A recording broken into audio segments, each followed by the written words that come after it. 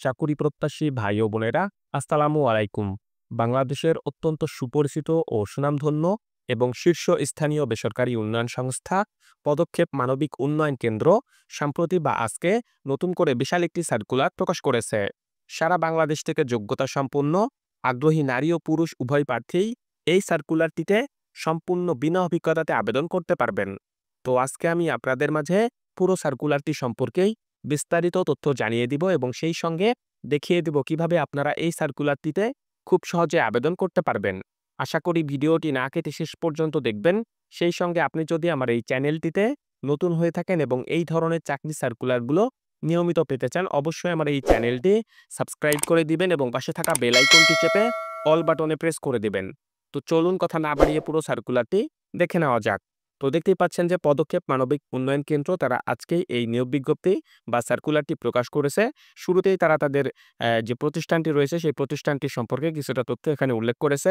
যেমন বাংলাদেশের শীর্ষস্থানীয় উন্নয়ন সংস্থা পদক্ষেপ মানবিক উন্নয়ন কেন্দ্র ১৯৮৬ সাল থেকে সমগ্র বাংলাদেশ জুড়ে আর্থসামাজিক অবস্থার উন্নয়নের অবদান রেখে চলেছে।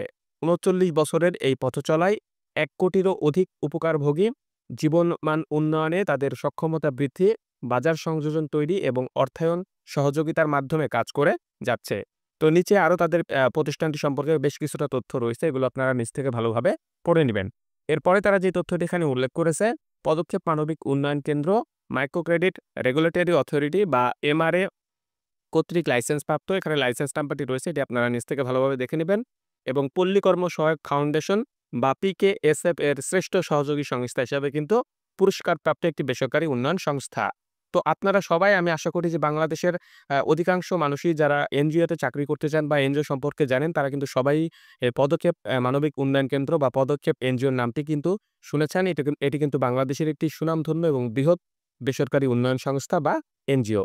তো উক্ত সার্কুলারটিতে তারা যেই পদে এই সার্কুলারটি বা নিয়োগ বিজ্ঞপ্তিটি প্রকাশ করেছে, অর্থাৎ যেই পদটিতে এই সার্কুলারটিতে তারা জনবল নিয়োগ প্রদান করবে, সেই পদটির নাম হচ্ছে কমিউনিটি ম্যানেজার ১ CM1, অর্থাৎ কমিউনিটি ম্যানেজার 1। এই পদটিতে এই সার্কুলারটিতে তারা জনবল নিয়োগ প্রদান করবে এবং এই সার্কুলারটিতে তারা মোট ৩৮০ জনকে নিয়োগ প্রদান করবে। এখানে এই সার্কুলারটির পদসংখ্যা হিসাবে ৩৮০টি তারা উল্লেখ করেছে, অর্থাৎ এই সার্কুলারটিতে প্রায় ৩৮০ জন প্রার্থী নিয়োগপ্রাপ্ত হবেন। তো বুঝতেই পারছেন এটি কিন্তু একটি বিশাল সার্কুলার।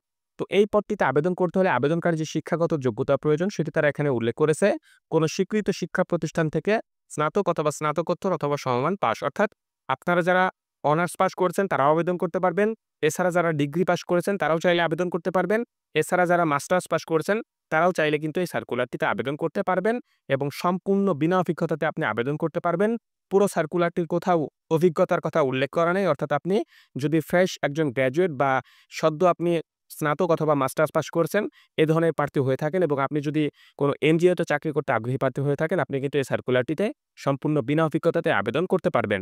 শিক্ষা জীবনের যে কোনো দুটি পাবলিক পরীক্ষায় ন্যূনতম দ্বিতীয় বিভাগ বা শ্রেণী অথবা সমমানের সিজিপিএ অথবা জিপিএ ৫ মাত্রার স্কেলের 2.50 বা তার ঊর্ধ্বে আপনার সিজিপিএ থাকতে হবে। এছাড়া ৪ মাত্রার স্কেলের 2.25 থাকতে হবে, অর্থাৎ এসএসসি এবং এইচএসসি এই উভয় দুটি পরীক্ষায় মাধ্যমিক, অর্থাৎ মাধ্যমিক এবং উচ্চ মাধ্যমিক এই দুটি পরীক্ষায় অবশ্যই আপনার যে সিজিপিএ রয়েছে ৫ মাত্রার স্কেলে সেখানে কিন্তু 2.5 বা তার ঊর্ধ্বে আপনার সিজিপিএ থাকতে হবে। এছাড়া যারা স্নাতক লেভেল বা মাস্টার্স সম্পূর্ণ করেছেন তাদের ক্ষেত্রে কিন্তু অবশ্যই ৪ মাত্রার স্কেলে আপনার সিজিপিএ 2.25 বা তার ঊর্ধ্বে আপনার সিজিপিএ কিন্তু থাকতে হবে। অবশ্যই এই বিষয়টি আপনারা ভালোভাবে দেখবেন। আপনাদের সিজিপিএ যদি তাদের এই রিকোয়ারমেন্টের ঊর্ধ্বে হয়ে থাকে তাহলে আপনি আবেদন করবেন। আর যদি এই রিকোয়ারমেন্টের নিচে আপনার সিজিপিএ থেকে থাকে, আপনি যদি আবেদন করে থাকেন তাহলে কিন্তু আপনি রিজেক্ট হয়ে যাবেন। তো এই পদটিতে নিয়োগপ্রাপ্ত হয়ে গেলে আপনাকে যে সকল দায়িত্বগুলো পালন করতে হবে সেগুলো তারা সংক্ষিপ্ত আকারে এখানে বিবরণ করেছে। যেমন এলাকা জরিপ করতে হবে, সমিতি গঠন, সমিতি পরিচালনা, সমিতির সদস্যদের মাঝে ঋণ বিতরণ, ঋণ আদায়, সঞ্চয় সংগ্রহ, লেপ, এছাড়া রেমিটেন্স প্রভৃতি কার্যক্রম বাস্তবায়ন আপনাকে করতে হতে পারে। এছাড়া সমিতি এলাকা কমিউনিটি পর্যায়ে শিক্ষা, স্বাস্থ্য, কৃষি সহ বিভিন্ন সামাজিক উন্নয়ন কার্যক্রম বাস্তবায়ন আপনাকে করতে হতে পারে। তো এই পদটিতে নিয়োগপ্রাপ্ত হয়ে গেলে বেতনের পাশাপাশি অন্যান্য সুযোগ সুবিধা যেগুলো রয়েছে সেগুলো তারা এখানে উল্লেখ করেছে।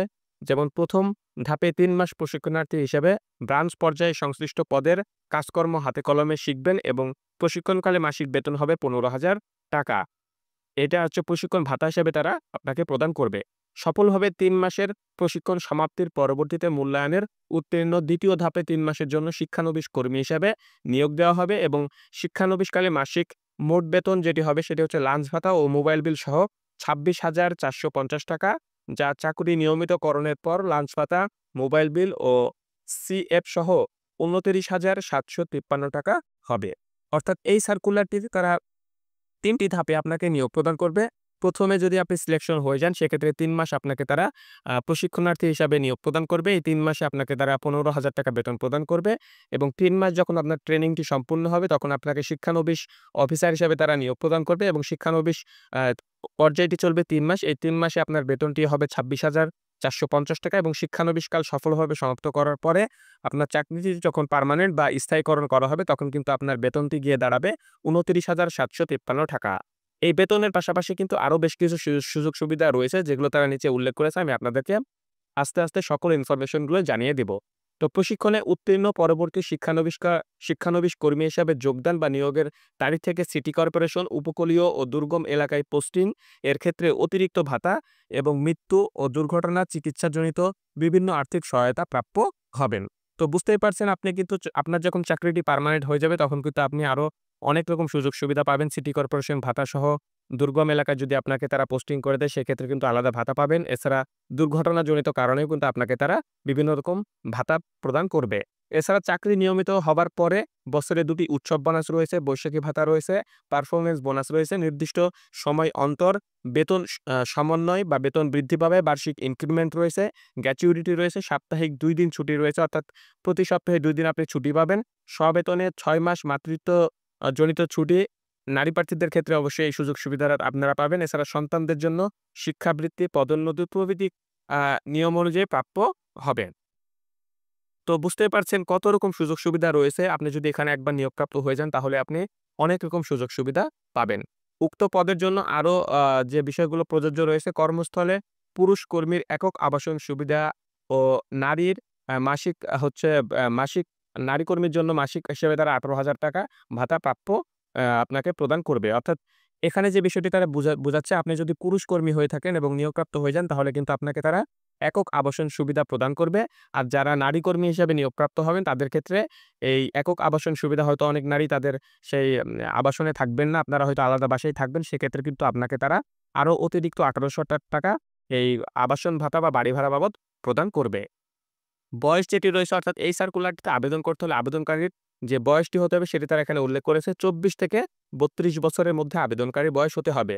অবশ্যই বিষয়টি আপনারা মাথায় রাখবেন ২৪ বছরের কম এবং ৩২ বছরের বেশি কিন্তু হওয়া যাবে না। অবশ্যই ২৪ থেকে ৩২ বছরের মধ্যে প্রার্থীর বয়স হতে হবে। কর্মস্থল যেটি রয়েছে বাংলাদেশের পদক্ষেপের যেকোনো ব্রাঞ্চ অফিসে অর্থাৎ আপনি যদি নিয়োগপ্রাপ্ত হয়ে যান তাহলে সারা দেশে তাদের যে এম অর্থাৎ পদক্ষেপ এনজিওর যে ব্রাঞ্চগুলো রয়েছে সেই ব্রাঞ্চের যেকোনো একটি ব্রাঞ্চে আপনাকে তারা পোস্টিং করে দেবে। সুতরাং বাংলাদেশের যেকোনো জেলায় যেকোনো স্থানে কাজ করতে পারবেন। এই ধরনের মন মানসিকতা সম্পূর্ণ প্রার্থীরা এই সার্কুলারটিতে আবেদন করবেন। তারপরে তারা যে বিষয়টা এখানে উল্লেখ করেছে অ্যান্ড্রয়েড মোবাইল ফোন ব্যবহার, কম্পিউটার, এমএস অফিস, অটোমেশন বিষয়ক কাজ জানা আবশ্যক। মোটরসাইকেলে চালানোর বৈধ লাইসেন্স ও ব্যক্তিগত মোটরসাইকেল থাকলে প্রার্থীকে অগ্রাধিকার অবশ্যই দেওয়া হবে। সেক্ষেত্রে সংস্থার নীতিমালা অনুসারে প্রযোজ্য জ্বালানি ভাতা প্রদান করা হবে। উল্লেখ্য নিয়মিত অধ্যয়নরত ছাত্রছাত্রীদের আবেদন করার প্রয়োজন নেই। অর্থাৎ যাদের যাদের হচ্ছে মোটরসাইকেল রয়েছে বা মোটরসাইকেল লাইসেন্স রয়েছে তারা যদি এই সার্কুলারটিতে আবেদন করেন আপনাকে কিন্তু তারা বাড়তি একটা অ্যাডভান্টেজ বা অগ্রাধিকার দিবে। তবে আপনার যদি মোটরসাইকেল নাও থেকে থাকে বা আপনার যদি ড্রাইভিং লাইসেন্স নাও থেকে থাকে আপনি তাতেও সমস্যা নেই, আবেদন করতে পারবেন। যাদের রয়েছে তাদের ক্ষেত্রে এই বিষয়টি একটু বেশি অ্যাডভান্টেজ বা অগ্রাধিকার তাদেরকে প্রদান করা হবে। এছাড়া অবশ্যই অ্যান্ড্রয়েড ফোন অর্থাৎ যে স্মার্টফোনগুলো রয়েছে সেগুলো আপনাকে চালাতে জানতে হবে এবং কম্পিউটার এমএস অফিস বা অটোমেশনের কাজ কিন্তু আপনাকে অবশ্যই জানতে হবে। অর্থাৎ কম্পিউটারের যে বেসিক কাজগুলো রয়েছে সেগুলো কিন্তু আপনাকে জানতে হবে। অনলাইনে আবেদনের নিয়মাবলী যেটি রয়েছে অর্থাৎ যেভাবে আপনারা অনলাইনে আবেদন করবেন সেটি তারা পরবর্তীতে এখানে উল্লেখ করেছে। আগ্রহী প্রার্থীদের নির্বাহী পরিচালক বরাবর লিখিত আবেদনপত্র, সিভি, রঙিন ছবি, জাতীয় পরিচয়পত্র, জন্ম সনদ, স্থায়ী ঠিকানার সপক্ষে নাগরিকত্ব সনদ ও জাতীয় পরিচয়পত্রের সত্যায়িত কপি এবং শিক্ষাগত যোগ্যতার সনদ ও অভিজ্ঞতার সনদপত্র যাদের রয়েছে সেক্ষেত্রে ছাড়পত্র এই ধরনের কাগজপত্র লাগবে। এসবের স্ক্যান কপি সংযুক্ত করে ইমেইল করুন career@পদক্ষেপ.org এই ঠিকানায়, অর্থাৎ ইমেইলের মাধ্যমে আপনারা যে সকল কাগজপত্রগুলো প্রয়োজন বা যেভাবে আবেদন করবেন সেটি তারা এখানে ১ম এ উল্লেখ করেছে। আপনারা অবশ্যই এটি ভালোভাবে পড়ে নিবেন যে কি কাগজপত্রগুলো লাগবে, এগুলো আপনারা আবারও নিজ থেকে ভালোভাবে পড়ে নিবেন এবং সকল কাগজগুলোই আপনারা স্ক্যান কপি করে তাদের এই ইমেইল অ্যাড্রেসে প্রেরণ করে দিবেন। তাহলেই কিন্তু আপনার অনলাইন আবেদনপত্রটি সম্পূর্ণ হয়ে যাবে। এছাড়া যারা ইমেইলে আবেদন করতে চান না বা অনলাইনে আবেদন করতে চান না, যারা সরাসরি অথবা ডাকযোগের মাধ্যমে আবেদন করতে চান, তাদেরও ব্যবস্থা রয়েছে। সেটিরও আপনারা কিভাবে আবেদন করবেন সেটিও তারা এখানে বিস্তারিত তথ্য উল্লেখ করে দিয়েছে। আপনারা যারা ডাকযোগে অথবা সরাসরি তাদের কাছে আবেদন করবেন সেগুলো তারা এখানে উল্লেখ করেছে। যেমন আগ্রহী প্রার্থীদের A4 সাইজের সাদা কাগজে স্বহস্তে লিখিত আবেদনপত্র, অর্থাৎ আপনার নিজের হাতে A4 সাইজের একটি আপনারা কাগজ নেবেন এবং সেখানে আপনার স্বহস্তে একটা আবেদনপত্র আপনি লিখবেন এবং অবশ্যই জীবন বৃত্তান্ত আপনাকে অ্যাটাচ করতে হবে। আপনাকে চিনবে এমন ২ জন বিশিষ্ট ব্যক্তির নাম, ঠিকানা ও মোবাইল নাম্বার ইত্যাদি উল্লেখপূর্বক সদ্য তোলা পাসপোর্ট সাইজের ৩ কপি স্পষ্ট রঙিন ছবি, অবশ্যই ছবিগুলো ল্যাব প্রিন্ট হতে হবে। সকল শিক্ষাগত যোগ্যতার সনদ, স্থায়ী ঠিকানার সপক্ষে নাগরিকত্বের সনদ, জাতীয় পরিচয়পত্রের সত্যায়িত ফটোকপি আবশ্যিকভাবে সংযুক্ত করতে হবে। ২০/৫/২০২৫ অর্থাৎ আগামী ২০শে মে ২০২৫ খ্রিস্টাব্দের তারিখের মধ্যে নির্বাহী পরিচালক, পদক্ষেপ মানবিক উন্নয়ন কেন্দ্র, প্রধান কার্যালয়, এস টাওয়ার, বাড়ি নাম্বার ২৮/১, পশ্চিম তেস্তরিয়া বাজার, তেজগাঁও, ঢাকা ১২১৫ এই ঠিকানায় সরাসরি বা ডাকযোগের মাধ্যমে পৌঁছাইতে হবে। অর্থাৎ উল্লেখিত এই কাগজগুলো আপনারা চাইলে তাদের এই অফিসিয়াল অ্যাড্রেসে ডাকযোগেও প্রেরণ করতে পারেন। এছাড়া চাইলে আপনারা কিন্তু সরাসরিও চাইলে তাদের এই ঠিকানায় আপনাদের কাগজপত্রগুলো প্রেরণ করতে পারেন। খামের ওপর পদের নাম ও নিজ জেলা উল্লেখ করতে হবে। অর্থাৎ আপনারা যেই খামে আপনাদের কাগজপত্রগুলো প্রেরণ করবেন অবশ্যই সেই খামের উপরে কিন্তু আপনি যেই পদটিতে আবেদন করছেন সেই পদটির নাম এবং আপনি কোন জেলার প্রার্থী সেটিও ভালোভাবে উল্লেখ করে দিবেন। শুধুমাত্র বাছাইকৃত যোগ্য প্রার্থীদেরকে নিয়োগ পরীক্ষার সময়সূচি আবেদনে প্রদত্ত মোবাইল নাম্বারে কিন্তু অবহিত করা হবে। অর্থাৎ আবেদনপত্রে আপনার যে ফোন নাম্বারটি থাকবে আপনি অবশ্যই সেই ফোন নাম্বারের জায়গায় আপনার একটি সচল ফোন নাম্বার দিয়ে দিবেন, যেটি আপনি সবসময় ব্যবহার করেন বা ইউজ করেন, যেটি সবসময় চালু থাকে।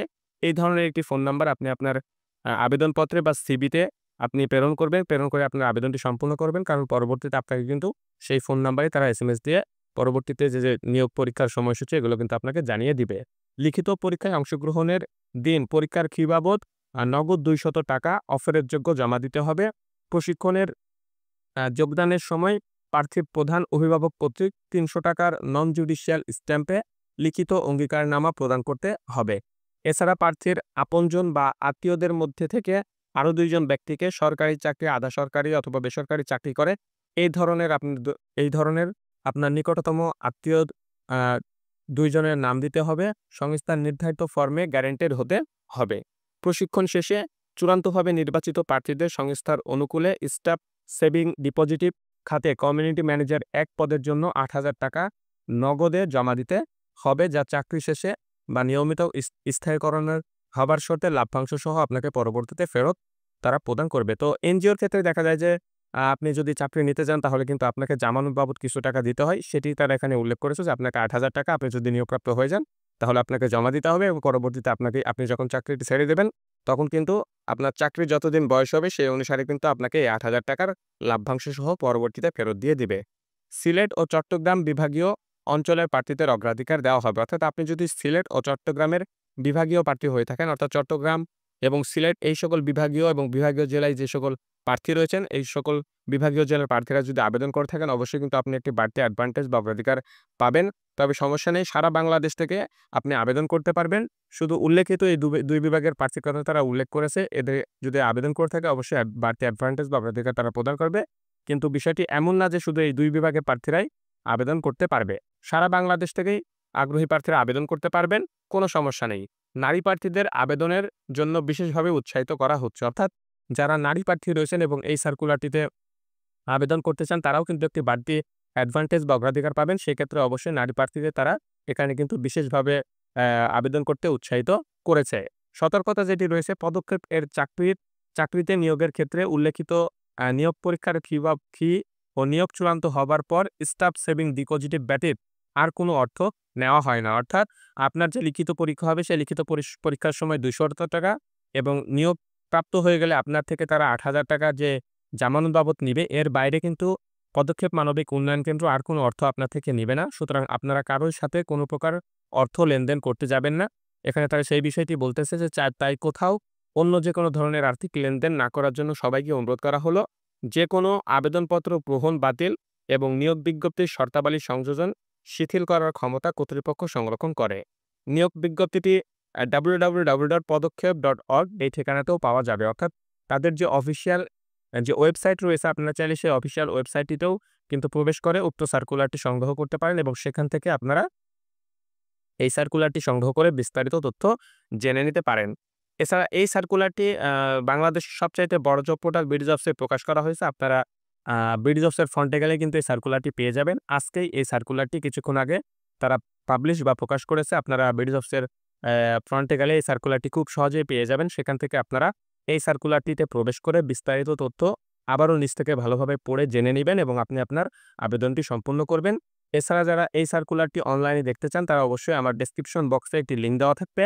আপনারা চাইলে সেই লিঙ্কেও প্রবেশ করে উক্ত সার্কুলারটি সম্পর্কে বিস্তারিত তথ্য জেনে নিতে পারেন এবং আপনি আপনার আবেদনটি সম্পূর্ণ করে ফেলতে পারেন। শেষের দিকে তারা যে ইনফরমেশনটি এখানে দিয়েছে সেটি হচ্ছে যে আপনি কোনো প্রকার লগ ইন করতে যাবেন না। আপনি কিন্তু আপনার যোগ্যতা থাকলে আপনি এমনিতেই নিয়োগপ্রাপ্ত হয়ে যাবেন। তো অবশ্যই তারা কিন্তু বাছাই করবে। বাছাই করার পরে কিন্তু যাদেরকে তারা যোগ্য প্রার্থী মনে করবে তাদেরকে পরবর্তীতে নিয়োগ পরীক্ষার জন্য ডাক দেয়। তো আজকের এই ভিডিওটি এ পর্যন্তই। আপনাদের সবার জন্য শুভকামনা রইল। সবাই ভালো থাকবেন। আল্লাহ হাফেজ।